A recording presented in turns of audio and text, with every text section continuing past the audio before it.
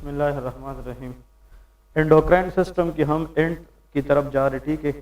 Endocrine system की हमने पहले फिजियोलॉजी पढ़ी, फिर पैथोलॉजी पढ़ी और फिर फार्माकोलॉजी की भी क्लास ली थी। थायराइडिज्म, हाइपर एंड हाइपोथायराइडिज्म के ड्रग्स पढ़े थे। आज जो हमारा आखिरी टॉपिक है उसमें वो है मैनेजमेंट ऑफ डायबिटीज़ मेलाइटस, ठीक। उसकी फार्माकोलॉजी। लास्ट एग्जाम के अंदर इससे 3 से 4 MCQs आए थे। मैनेजमेंट ऑफ डायबिटीज़ मेलाइटस, ठीक है, डायबिटीज़ मेलाइटस। इस मैनेजमेंट से पहले आप लोगों को वो फिजियोलॉजी पता होना चाहिए कि डायबिटीज़ मेलाइटस क्या है, उसके अंदर किस चीज़ का रोल होता है और इस पे हम कौन कौन से ड्रग पर अप्लाई करेंगे, ठीक है। तो diabetes mellitus, just for the quick review, it's is a hyperglycaemic condition. Diabetes mellitus में ग्लूकोज लेवल क्या होता है, ज़्यादा होता है।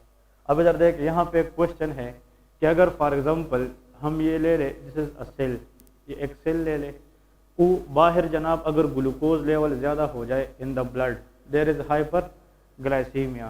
तो इस ग्लूकोज की लेवल को कम करने के लिए बॉडी में क्या होना चाहिए, insulin. Insulin is a hormone which is come from the beta cells of pancreas. ये बीटा सेल्स ऑफ पेंक्रियास से रिलीज होता है और इसका काम ये है कि एक्सेस ग्लूकोज को सेल के अंदर एंटर करके ग्लूकोज की लेवल को कम करना, ठीक है। ये कंसेप्ट है। अब ये बताए हमें, ये इंसुलिन कहाँ से आया है, beta cells of pancreas which is present in the islets of Langerhans. अगर फॉर एग्जांपल ऐसा बंदा जिसमें बीटा सेल डिस्ट्रॉय हो चुके हों, और बीटा सेल डिस्ट्रक्शन का जो सबसे लीडिंग काज है वो ऑटो इम्यून रिएक्शन है। कभी कभार बॉडी में एबनॉर्मल एंटीबॉडीज प्रोड्यूस होती है और वो एंटीबॉडीज जाकर किस सेल को डिस्ट्रॉय करती है, बीटा सेल। तो अगर बीटा सेल डिस्ट्रक्शन हो जाए तो can there will be any insulin, no. Insulin ना होने की वजह से all the time glucose level क्या रहेगा ब्लड में, इंक्रीज। उस डायबिटीज़ को हम टाइप 1 कहते हैं। ऐसा डायबिटीज़ जिसमें glucose level all the time increase रहे due to the absence of insulin because of destruction in beta cell, उसको क्या कहेंगे, आंसर इज टाइप 1 डायबिटीज़। तो डायबिटीज़ मेलाइटस में हमारे पास एक होते हैं DM1 टाइप 1 डायबिटीज़ और एक क्या होता है DM2 which is the type 2 diabetes. Now question ये है, कभी कभार बीटा सेल से इंसुलिन प्रोड्यूस हो जाता है लेकिन स्टिल ग्लूकोज की लेवल कम नहीं होती। द रीज़न इज़ कि इस इंसुलिन को काम करने के लिए यहाँ पे एक्सेस क्या डिपॉजिट हो जाते हैं, फैट्स। क्या हो जाते हैं, fats. This fats can not allow the insulin to work on the glucose. तो हम कह सकते हैं कि फैट्स क्रिएट इंसुलिन रेजिस्टेंस। ये क्या कराता है, इंसुलिन रेजिस्टेंस कराता है। रेजिस्टेंस में इंसुलिन ज़्यादा काम करेगा या कम काम करेगा, कम काम करेगा। तो फैट्स जो है ना, फैट्स बॉडी के जो फैट्स है वो जब बहुत ज़्यादा हो जाते हैं तो वो फिर जाकर इंसुलिन की जो सेंसिटिविटी है ना उसको कम करके रेजिस्टेंस को बढ़ा देता है। तो फिर इंसुलिन के होते हुए भी ग्लूकोज कम नहीं होते। ऐसे डायबिटीज़ को हम क्या कहते हैं, टाइप 2 डायबिटीज़। तो टाइप 1 डायबिटीज़ और टाइप 2 डायबिटीज़ में जो की डिफरेंस है ना वो इंसुलिन की प्रेजेंस है या एब्सेंस है। तो अगर इंसुलिन एब्सेंट है और डायबिटिक है तो फिर क्या है, टाइप 1 है। और अगर इंसुलिन के होते हुए भी एक पेशेंट डायबिटिक है तो फिर टाइप 2 है। और टाइप 2 में जो मोस्ट कॉमन रिस्क फैक्टर है ना, that is known as excess of fats. इसलिए लोग जो है ना 30 से पहले डायबिटीज़ की जो ऑनसेट है वो यूजुअली टाइप 1 होता है। आप लोग को लास्ट क्लास में डिफरेंशिएट करवाया था। और जो 30 के बाद डायबिटीज़ होते हैं वो क्या होते हैं, टाइप 2।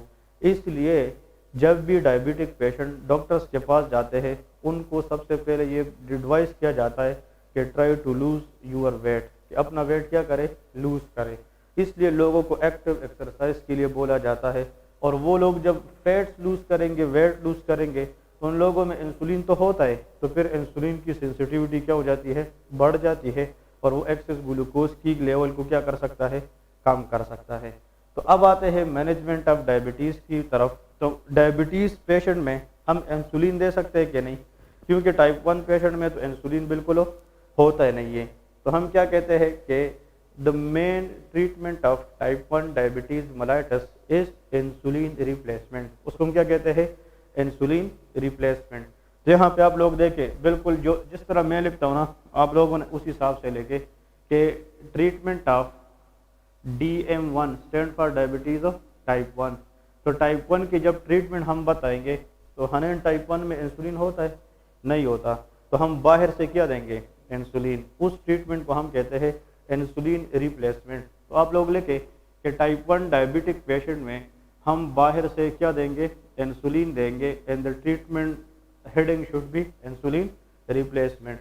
अब इंसुलिन पे जो क्वेश्चन आते हैं ना PMDC में, वो ये है कि कुछ इंसुलिन होते हैं जिसको हम अल्ट्रा शॉर्ट एक्टिंग कहते हैं, जिसको रैपिड एक्टिंग इंसुलिन भी कहते हैं। कुछ इंसुलिन को हम शॉर्ट एक्टिंग कहते हैं, कुछ को इंटरमीडिएट एक्टिंग कहते हैं, and some insulin are long acting insulin. तो MCQs में ये आएगा कि अगर टाइप 1 डायबिटिक पेशेंट को शॉर्ट एक्टिंग इंसुलिन देने की ज़रूरत पड़ गई तो वो कौन सी इंसुलिन की प्रिपरेशन होगी। तो अभी एक टेबल ड्रा करते हैं, आप लोग इस टेबल में लेके यहाँ पे कि ड्यूरेशन ऑफ एक्शन या ड्यूरेशन ऑफ एक्शन से बेस्ट है कि हम यहाँ पे लेके कि जनाब शॉर्ट एक्टिंग रैपिड एक्टिंग, इस तरह लेके रैपिड एक्टिंग इंसुलिन, यहाँ पे फिर लेके शॉर्ट एक्टिंग इंसुलिन। MCQs में यही आता है। यहाँ पे लेके intermediate acting insulin, intermediate acting insulin, और आखिर में क्या लिखना है, लॉन्ग एक्टिंग इंसुलिन। कि आखिर में हम इंसुलिन की टाइप वो भी पढ़ेंगे जो ज़्यादा टाइम तक काम करता है, उसको हम क्या कहेंगे ताबिश, लॉन्ग एक्टिंग इंसुलिन। तो यहाँ पे आखिर में लेके लॉन्ग एक्टिंग इंसुलिन। ठीक है, तो ये 4 कैटेगरीज है जिस पे हम इंसुलिन को डिवाइड करते हैं। रैपिड एक्टिंग इंसुलिन के अंदर जो इंसुलिन की प्रिपरेशन है ना, वो 3 है। Number 1 is lispro. अगर आप शॉप पे जाए, मेडिकल शॉप पे जाए और आप कहे कि मुझे लेस्प्रो इंजेक्शन दे रहे, तो lispro is nothing but it is insulin injection, but it should be rapid acting. तो यहाँ पे आप लोग लेके कि जो रैपिड एक्टिंग है उसमें इंसुलिन की एक प्रिपरेशन क्या मिलती है, लेस्प्रो। ठीक है। नंबर 2, इंसुलिन का वो प्रिपरेशन जो दूसरे नाम पे मिलता है लेकिन वो भी कौन सी एक्टिंग है, rapid acting, that is called aspart. इसको हम क्या कहते हैं, स्पार्ट। और आखिर में GLULISINE, इसको कहते हैं ग्लूलीसीन। क्या कहते हैं, ग्लूलीसीन। तो MCQs में यही क्वेश्चन आता है कि ये तीनों प्रिपरेशन, इन 3 प्रिपरेशन को हम क्या कहते हैं, रैपिड एक्टिंग इंसुलिन। अब देखिए, आप दुकान वाले से पूछे कि यार मुझे लेस्प्रो इंजेक्शन चाहिए, तो वो आपको देगा। एक बंदा कहते हैं मुझे स्पार्ट चाहिए, उसको भी मिलेगा। स्पार्ट, लेस्प्रो, ग्लूलीसिन, ये तीनों के 3 क्या है, ये इंसुलिन है। लेकिन इन तीनों का जो काम है वो किस एक्शन पे होगा, रैपिड एक्टिंग इंसुलिन पे होगा। ठीक है। जो इंसुलिन शॉर्ट एक्टिंग है उसको हम रेगुलर इंसुलिन कहते हैं। Short acting insulin is known as regular insulin.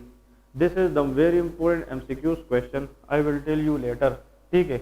इसको हम इंसुलिन आर भी कहते हैं। इसका दूसरा नाम क्या है, इंसुलिन आर।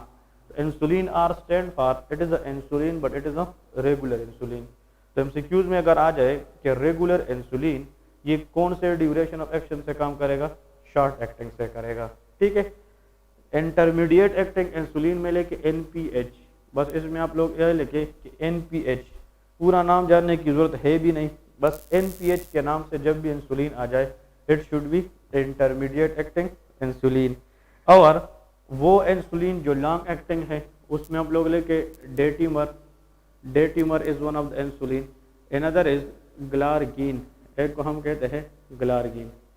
तो आई गिव यू गारंटी कि जो बंदा इस टेबल को याद करेगा ना, इसके 1-2 MCQs जरूर क्लियर होंगे।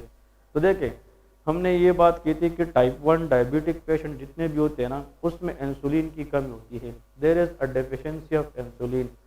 उन लोगों में हम बाहर से क्या देंगे, इंसुलिन देंगे, जिसको हम इंसुलिन रिप्लेसमेंट थेरापी भी कहते हैं। अब उन लोगों को सिचुएशन के मुताबिक हम मुख्तलिफ इंसुलिन देते हैं। कुछ इंसुलिन होंगे जो रैपिड एक्टिंग काम करेंगे, कुछ शॉर्ट एक्टिंग होंगे, कुछ इंटरमीडिएट और कुछ लॉन्ग एक्टिंग। एक दफ़ा MCQs में ये आया था, all of the following insulin preparation are rapid acting except. तो इन तीनों में से ज़्यादा 4 देंगे और ये तीनों के तीन देंगे और इनमें से कोई उठा कर देंगे। तो देख ये 3 सेट हैं, तो ये सेट ज़रूर पूछा जाता है कि are of the following insulin are rapid acting except, ये तीनों के तीन आप लोगों को पता होना चाहिए। ठीक है, नेक्स्ट एमसीक्यूज ये आया था वो मैं अभी बता रहा हूँ। देखे डेटीमर के अंदर क्या आता है, डी, इसका मतलब कि ये वो इंसुलिन है जिसका D mean duration of action क्या है, बहुत ज़्यादा लॉन्ग है। तो डी का मतलब यह है ड्यूरेशन वाइज। तो जब इंसुलिन में, इन सब इंसुलिन में देखे किसी में डी है नहीं है, ये वाहिद इंसुलिन है डेटीमर जिसका पहला वर्ड क्या है, डी। तो डी फॉर ड्यूरेशन, तो जिस इंसुलिन में डी आता है उसका ड्यूरेशन ऑफ एक्शन क्या होगा, वो लॉन्ग होगा। Next glargine, glargine mean largine, largine mean large acting. तो इसका मतलब यह है कि ग्लार्जीन में एक लार्ज आता है, इसका मतलब इसका ड्यूरेशन भी क्या होगा, लॉन्ग एक्टिंग होगा। तो ये दोनों तो आप लोग इस तरह न्यूमेरिक बेसिस पे याद रखिए। और एमसीक्यूज में अगर ये आ जाए कि which one of the following insulin is use to reverse the complication of type 1 diabetes, answer will be regular insulin. और अगर आप लोग अस्पताल में जाए या किसी दुकान पे जाए, मोस्ट कॉमन जो इंसुलिन यूज आता है वो कौन सा होता है, रेगुलर इंसुलिन। रेगुलर इंसुलिन देके टाइप 1 डायबिटीज पेशेंट का जो कॉम्प्लिकेशन है उसको हम क्या कहते थे, DKA, डायबिटिक कीटो एसिडोसिस। उसमें एसिड बेस इम्बैलेंस होता है और उसमें इंसान के मरने चांसेस क्या होते हैं, ज़्यादा। उसको क्विकली रिवर्स करने के लिए हम कौन सा इंसुलिन देंगे, regular insulin. So the most common MCQ question they will ask you कि which one of the following insulin is the choice for the reversal of DKA patient, answer is regular insulin। इस regular insulin के नीचे एक MCQ देखें। So it is the first line, it is the first line for which patient, DKA patient। और DKA को मैंने detail से पढ़ाया था कि इंसुलिन ना होने की वजह से लाइपोलाइसिस होता है, फिर फ्री फैटी एसिड बनकर कीटोन बॉडीज में कन्वर्ट हो जाते हैं, इस तरह था ना। तो वो कौन सा इंसुलिन है जो DKA पेशेंट में हम फर्स्ट लाइन देते हैं, आंसर इज रेगुलर इंसुलिन, वो रेगुलर इंसुलिन है। नेक्स्ट एमसीक्यूज ये आएगा कि अगर DKA पेशेंट हमें मिले अस्पताल में तो हम कौन सा इंसुलिन देंगे, शाबाश, रेगुलर इंसुलिन। फिर इसका रूट पूछा जाता है, किस रूट से, आंसर इज इंट्रावीनस। किस रूट से, इंट्रावीनस, IV रूट से देते हैं। द रीज़न इज जो ड्रग हम इंट्रावीनसली वेन में डायरेक्ट देंगे तो उसकी बायो अवेलेबिलिटी क्या होगी, 100% होगी। तो अगर इमरजेंसी में कोई भी ड्रग देना पड़े तो हम कौन से रूट से देंगे, IV देते दें। तो जो बंदा ट्रोमा में लग जाए या जिस बंदे को इमरजेंसी हो तो वो जब भी अस्पताल पहुंच जाता है तो उसको हम ड्रिप डायरेक्ट लगाते हैं कि नहीं, ताकि फ्लूइड रिप्लेस करे। और जितने भी मेडिसिन है वो हम किस रूट से देते हैं, IV रूट से देते हैं। तो इधर जो जी सब क्यूटेनियस रूट से हम इंसुलिन नॉर्मल देते हैं, लेकिन ये DKA पेशेंट की बात कर रहा हूँ। अगर इंसुलिन नॉर्मल एक बंदा है, टाइप 1 डायबिटीज़ का है, बहुत सालों से हो के आ रहा है, 3-4 साल से उसको डायबिटीज़ पहले से है, वो रोज़ इंसुलिन की इंजेक्शन लेता है, तो यूजुअल इंसुलिन हम सब क्यूटेनियस रूट से देते हैं। लेकिन अगर टाइप 1 डायबिटीज़ कॉम्प्लिकेट होकर किस में चला जाए, DKA में चला जाए, तो उस सिचुएशन को रिवर्स करने के लिए फिर रेगुलर इंसुलिन हम किस में देंगे, IV में देंगे। तो ये स्पेशल केस है, जो DKA पेशेंट है उसमें हम IV रूट से इंसुलिन देते हैं। अब इन सब की जो क्लिनिकल यूज़ है ना, क्लिनिकल यूज़ वो क्या है, type 1 diabetes and some time insulin is also use in type 2 diabetes. अब आप लोग कहोगे कि टाइप 2 डायबिटीज़ में इंसुलिन तो होता है, फिर बाहर से क्यों देते हैं। अपना भी होता है, लेकिन वो अपना इंसुलिन इतना नहीं होता कि वो फैट्स पे जाकर क्या कर सके, काम कर सके। तो हम बाहर से एक्स्ट्रा इंसुलिन देते हैं ताकि इंसुलिन का लेवल इतना बढ़ जाए जिस पर फैट्स क्या हो जाए, कम हो जाए। इंसुलिन सेंसिटिविटी को बढ़ाने के लिए कभी कभी हम टाइप 2 डायबिटीज़ में क्या दे सकते हैं, इंसुलिन। लेकिन टाइप 1 डायबिटीज़ की जो 100% ट्रीटमेंट है वो क्या है, इंसुलिन रिप्लेसमेंट है। अब इसके बाद जनाब आते हैं कि व्हाट आर दी, इंसुलिन का काम क्या था, मैंने आप लोगों को फिजियोलॉजी में पढ़ाया था कि इंसुलिन देने के बाद वो ग्लूकोज को कैसे कम करेगा। नंबर 1, स्केलेटल मसल सेल्स और एडिपोज टिश्यू के अंदर GLUT4 के जरिए एक्सेस ग्लूकोज को अपटेक को बढ़ाएगा। दूसरी बात, इंसुलिन जो है ना एक्सेस ग्लूकोज से ग्लाइकोजन बनाएगा, जिसको हम ग्लाइकोजेनेसिस कहते थे। Glycogen is the store form of glucose. Diabetic patient में ग्लूकोज क्या होते हैं, ज़्यादा। तो हमारा टारगेट ये है कि किसी भी तरीके को अप्लाई करके एक्सेस ग्लूकोज को क्या करें, कम। तो हम जो ग्लूकोज है उससे लीवर में क्या बनाएंगे, ग्लाइकोजन बनाएंगे। और ग्लाइकोजन क्या है, वो स्टोर फॉर्म ऑफ ग्लूकोज है। एक्सेस ग्लूकोज को हम प्रोटीन में कन्वर्ट कर सकते हैं, उसको प्रोटियोजेनेसिस कहते हैं। एक्सेस ग्लूकोज को हम फैट्स में कन्वर्ट कर सकते हैं, इसको लाइपोजेनेसिस कहते थे। तो इंसुलिन वाज एनाबोलिक हार्मोन। वो सारी मैकेनिज्म ऑफ एक्शन हमें कहाँ से पता है, फिजियोलॉजी से पता है। क्लियर है। अब आते हैं जनाब साइड इफेक्ट्स इज इम्पोर्टेंट। किसी भी इंसुलिन को अगर हम ले ले, सबके लिए कॉमन बात है कि what are the side effect. और एमसीक्यूज में ये आएगा, what is the most common side effect of any type of insulin if we giving from the outside. अगर हम इंसुलिन की डोज को बढ़ाए तो ये एक्सेस इंसुलिन जाकर हाई ग्लूकोज को नॉर्मल से भी क्या करेगा, कम। तो hypoglycaemia, this is the MCQs question. They will ask you कि अब इसका एक जो क्लिनिकल सिनेरियो क्वेश्चन आता है वो यही होता है ना। देखिए वो बताएंगे कि जनाब एक पेशेंट है जिसको डायबिटीज़ था और वो पेशेंट अस्पताल में एडमिट हुआ, उसको हमने बाहर से किया स्टार्ट किए इंसुलिन, कोई भी हो। लेकिन पेशेंट इंसुलिन थेरापी के बाद डायरेक्ट अनकॉन्शियस स्टेट में चला गया। What is the most likely side effect, it is responsible for hypoglycaemia. Next MCQs, एक पेशेंट है जनाब, वो टाइप 1 डायबिटीज़ का प्रीवियसली नोन केस था, हमने उसको इंसुलिन दिए। इंसुलिन देने के बाद ड्यूरिंग द थेरापी वो क्या हुआ, unconscious. Which one of the following should be given to reverse the condition, answer is glucose. हम बाहर से क्या देंगे, ग्लूकोज देंगे। इसलिए कि हाइपोग्लाइसीमिया, इसलिए कहते हैं कि इंसुलिन देने के साथ साथ we have to keep eyes on blood sugar level, क्योंकि इंसुलिन का भी कबार देने से ब्लड शुगर क्या हो जाता है, कम हो जाता है। So the most common side effect of insulin is hypoglycaemia. Next देखिए लाइपोडिस्ट्रोफी। नेक्स्ट इसका जो साइड इफेक्ट है इंसुलिन का, दैट इज लाइपोडिस्ट्रोफी। लाइपोडिस्ट्रोफी का मतलब ये है, ठीक है, abnormal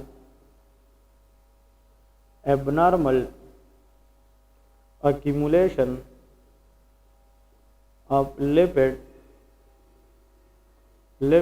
at the site of injection। कहते हैं कि जहाँ पे हमने इंसुलिन क्या करना होता है, इंजेक्ट करना होता है, उस साइड पे कभी कभार ये इंसुलिन क्या करता है, नियर बाई एरिया से एबनॉर्मल किस चीज़ की अकोमुलेशन करता है, लिपिड्स की। और अगर इंसुलिन इंजेक्शन के साइड पे एबनॉर्मली लिपिड उस एरिया में अकोमुलेट हो जाए तो उसको हम क्या कहते हैं, lipodystrophy. Lipo is the word use for lipid, dystrophy mean abnormal accumulation. देखें अगर हम सब क्यूटेनियस रूट से यहाँ पे क्या देते हैं, इंसुलिन, तो इंसुलिन देने के बाद वहाँ से नियर बाई जो लिपिड है वो उस एरिया में क्या हो जाएंगे, अक्यूमुलेट हो जाएंगे। और वो बंदा सुबह आएगा, कहेगा कि डॉक्टर साहब आपने इंजेक्शन लगाया था, उसके बाद यहाँ पे वो इस तरह गिल्ट या बॉल लाइक स्ट्रक्चर फील करेगा। और उस बॉल लाइक स्ट्रक्चर का मतलब ये है इंसुलिन नियर बाई एरिया से क्या डिपोजिट कर देता है, लिपिड। इसलिए आप लोगों ने या डायबिटिक पेशेंट देखे होंगे या ये सुना होगा, या जब आप लोग अस्पताल में जाएंगे ना, आप लोग खुद प्रैक्टिकली भी देखोगे कि जितने भी डायबिटिक पेशेंट्स होते हैं टाइप 1 के, और उन लोगों को हम बाहर से क्या देते हैं, इंसुलिन। तो अगर आज उसकी यहाँ पे हमने इंजेक्शन लगाई ना, कल यहाँ पे लगाते हैं। हम एक जगह पे बार बार इंजेक्शन नहीं लगाते, हम जगह चेंज करते हैं। इसलिए अगर हम एक जगह पे बार बार इंजेक्शन लगाए, इसके दो नुकसानात हैं। एक नुकसान ये है कि उसको बार बार इंजेक्शन लगने से क्या होगी, पेन होगी। क्या होगी, पेन। और दूसरी बात यह है कि बार बार इंजेक्शन लगाने से नियर बाई जो फैट्स है या लिपिड है उसकी अकोमुलेशन क्या होगी, ज़्यादा होगी। तो एमसीक्यूज में ये आएगा कि टाइप 1 डायबिटिक पेशेंट में हम बार बार इंजेक्शन के लिए प्लेस क्या करते हैं, चेंज करते हैं। एक जगह पे क्यों नहीं लगाते, to avoid which one of the following, lipodystrophy. ये एमसीक्यूज भी आता है कि डायबिटिक पेशेंट में एक जगह पे इंजेक्शन ना लगाने का यही फायदा है कि हम पेशेंट में किस साइड इफेक्ट को अवॉइड कर सके, लाइपोडिस्ट्रोफी। जी ये विद द टाइम ख़त्म होगा, लेकिन पेशेंट जो है ना फिर नेक्स्ट इंसुलिन इंजेक्शन के लिए राज़ी नहीं होता। वो कहते हैं कि आपने इंजेक्शन लगाए हैं, यहाँ पे बड़े बड़े जिस तरह गिल्टियाँ महसूस हो रही है, तो फिर पेशेंट जो है ना कंप्लाइंस की तरफ चला जाता है, पेशेंट रिजिस्ट कर देता है, वो फिर आपको नेक्स्ट टाइम इंजेक्शन लगाने नहीं देगा। और इंसुलिन की इंजेक्शन में अगर हम जो है ना ब्रेक आ जाए, उसके अंदर अगर गैप आ जाए तो पेशेंट की कंडीशन क्या हो सकती है, वर्स हो सकती है। इसलिए इस तरह की कॉम्प्लिकेशन को बचाने के लिए, ताकि लिपिड एक जगह पे ना आए, हम इंसुलिन की इंजेक्शन के लिए बार बार जगहों को तब्दील करेंगे। नेक्स्ट इस ये है हाइपर सेंसिटिविटी रिएक्शन, HSR। इसका मतलब ये है कुछ लोगों को इंसुलिन लगाने के बाद एलर्जिक रिएक्शन भी हो जाती है, तो that is known as hypersensitivity reaction. और आप लोगों को पता है कि किसी भी इंजेक्शन देने के साथ हाइपर सेंसिटिविटी रिएक्शन के चांसेस ज़्यादा होते हैं। वो तो हमें नहीं पता होता, वो तो किसी भी बंदे में हो सकती है। So this is not seen in all the people, but it is seen in those people who are sensitive to insulin, जो इंसुलिन को सेंसिटिव हो। इसलिए तो हम ATD देते हैं। ATD mean after test dose, कि थोड़ा सा दे दिए, फिर उधर पे nearby redness, swelling, hardness reaction को देखेंगे। अगर वो बंदे पे नमूदार ना हो जाए तो हम फिर थोड़ा सा और देते हैं। इसलिए इंसुलिन की इंजेक्शन को एपिसोड में आहिस्ता आहिस्ता देते हैं, ताकि बंदे पे हाइपर सेंसिटिविटी रिएक्शन नमूदार ना हो जाए। ठीक है, नहीं हर एक में नहीं, लेकिन हर एक में हो भी सकती है if we increase the dose of insulin at the same area. ठीक है जी, okay. Insulin is the injection which have the greater capability for that. लेकिन अगर आप आम इंजेक्शन भी लगाए टाइफाइड फीवर के लिए, मलेरिया के लिए, उधर पे भी, लेकिन वो ये है कि जिस बंदे ने इंजेक्शन लगाई है उसने सही तरीके से इंजेक्शन नहीं लगाया, या तो उसने प्लेस सही नहीं की, या उसने सिरिंज की जो नोक है ना उसकी एंगल मेंटेन नहीं की है, या उसने जो है ना डोज को यकदम जो है ना ज़्यादा इंक्रीज किया है, तो ये हेयर फॉलिकल में आ जाता है, तो उससे भी जो है ना ये लिपोडिस्ट्रॉफी होती है। लेकिन इंसुलिन को अगर हम स्पेसिफिक सबक्यूटेनियस में भी लगाए तो उसकी साइड इफेक्ट ये है कि नियर बाई एरिया से लिपिड को क्या कर सकता है, अकोमुलेट। लेकिन आपकी बात भी ठीक है, in some of the people due to unexperience hand, अगर हम इंजेक्शन लगाए तो ये lipodystrophy without insulin any injection, अब अगर हम मलेरिया के लिए, टाइफाइड के लिए, उससे भी, और आपको इस तरह काफ़ी जो है ना बाल लाइक स्ट्रक्चर महसूस होंगे, लेकिन विद द टाइम जो है ना वो क्या होते जाएंगे, कम होते जाएंगे और ख़त्म होते जाएंगे। तो इस जो बोर्ड है ना, इससे आप लोगों ने क्या याद रखना है, which insulin are fall under which acting. ठीक है, ये MCQs है और ये आप लोगों ने बाई हार्ट याद रखना है, क्योंकि ये सारे नाम है। तो ये 3 इंपॉर्टेंट है। Which of the following insulin is the best for DKA patient? Answer is regular insulin. ठीक है, और इसको जनाब अगर हम दुकान वाले से पूछे ना, आज आप लोग जाकर किसी भी दुकान में देंगे, उसको ह्यूमुलिन आर भी कहते हैं। क्या कहते हैं?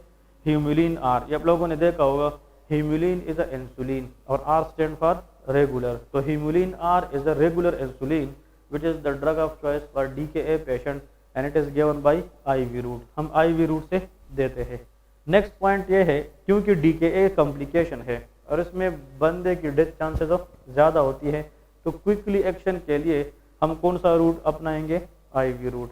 इंसुलिन का सबसे important most common side effect क्या है? हाइपोग्लाइसीमिया है। ये कॉमन क्वेश्चन आता है और वो इस तरह वन लाइन में नहीं पूछेंगे कि what is the most common complication of insulin, नहीं, वो बताएंगे टाइप 1 डायबिटीज पेशेंट था, इंसुलिन ले रहा था, उसके बाद वो डिजी लेजी हो गया एंड सेमी अनकॉन्शियस स्टेट पे चला गया। Now the patient is going toward hypoglycaemia. या अगर इंसुलिन देने के बाद पेशेंट अनकॉन्शियस हो गया तो quickly reverse what should be done? Giving insulin from outside. Clear है? अब लिखे मैनेजमेंट ट्रीटमेंट ऑफ DM2। ये तो 1 है। अब हम DM2 और इंसुलिन जो है ना, ये किस रूट से मोस्ट कॉमनली दी जाती है? सब कुटेनियस रूट से दी जाती है। ओके जी, है किसी के फैमिली में DM1 के पेशेंट, ये जो इंसुलिन ले रहे हैं, इस तरह रिलेटिव्स में है कि नहीं? ओके, और इंसुलिन हमेशा हम शॉर्ट में देते हैं, आहिस्ता आहिस्ता देते हैं। ठीक है, अब लेके treatment of DM2, treatment of diabetes mellitus type 2। DM2 की जो ट्रीटमेंट है ना, वो 2 तरह है। 2 तरह का मतलब ये है कि सबसे पहले हम क्या करते हैं, नंबर 1 इज लाइफस्टाइल मॉडिफिकेशन। हम पेशेंट पे जो है ना लाइफस्टाइल को भी क्या कर सकते हैं, मॉडिफाई करके हाइपरग्लाइसीमिया पे काबू पा सकते हैं। तो लाइफस्टाइल मॉडिफिकेशन, और यहाँ पे लेके मेडिकल ट्रीटमेंट या फार्माकोलॉजिकल थेरापी, फार्माकोलॉजिकल थेरापी। ठीक है, इसका मतलब ये है दोनों का कि जो DM2 पेशेंट्स होते हैं, DM2 उसमें क्या होता है कि हम पेशेंट को ये बताते हैं कि आप अपना लाइफस्टाइल को मॉडिफाई करें, ठीक है। तो लाइफस्टाइल को मॉडिफाई करके भी उसकी जो डायबिटीज़ है ना उस पर हम काबू पा सकते हैं। और लाइफस्टाइल मॉडिफाई वो कैसे करेंगे, पेशेंट को कहेंगे कि आप रेगुलर क्या करें, एक्सरसाइज करें, क्योंकि the most common risk for type 2 diabetes is excess of fats. यहाँ पे लेके रेगुलर एक्सरसाइज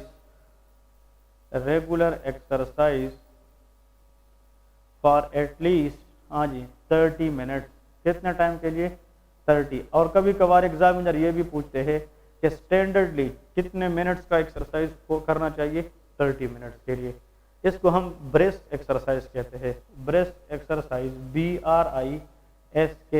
ब्रेस्ट एक्सरसाइज का मतलब ये है कि वो एक्सरसाइज कि इसमें बंदा इतना तेजी से जाए जिसकी वजह से बंदे की बदन पे पसीना तक आ जाए। अगर हम पसीने तक बहाए ड्यूरिंग एक्सरसाइज तो उसमें मेटाबॉलिज्म क्या होगी, बॉडी की ज़्यादा होगी, तो उसमें फैट्स लूज करने के चांसेस ज़्यादा होते हैं। इस तरह आहिस्ता वॉक नहीं, इसका तो कोई फ़ायदा नहीं है, इतना तेज़ी के साथ जाए। और कुछ लोग तो कहते हैं कि अगर कर सके तो there should be 80 steps at least per minute, कि 1 मिनट के अंदर कितने स्टेप्स होने चाहिए, 80, ठीक है।